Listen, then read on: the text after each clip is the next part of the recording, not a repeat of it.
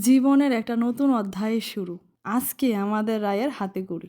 খুব সকালে স্নান কইরা উপরে আয়া সেরা আগে গোপালের অভিষেকের থালাটা সাজাইয়া নিলাম। যেই জায়গাটার মধ্যে প্রভু বইয়া অভিষেক করব সেই জায়গাটারে সুন্দর করে গুছাইয়া রাখিয়া দিলাম। প্রভুও অভিষেক করবার জন্য বসে পড়ল। প্রদীপ জ্বালিয়ে গোপালকে অভিষেক করার জন্য রাখিয়া দিলাম। একে একে সবাই চলে আসলো অভিষেক করার জন্য।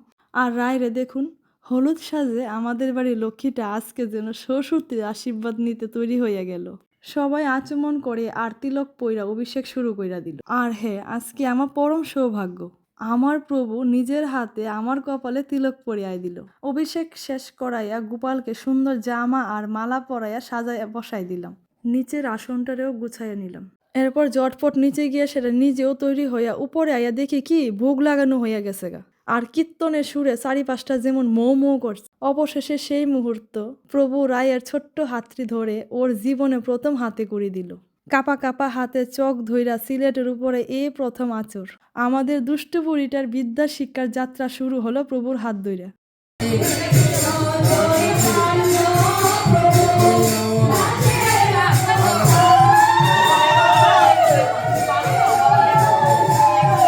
সবকিছু শেষ কইরা দিন শেষে এখন প্রসাদ নিতে আইলাম। আজকে তাহলে আসি, দেখা হবে নতুন আর একটা ডায়েরির পেজের গল্প নিয়ে।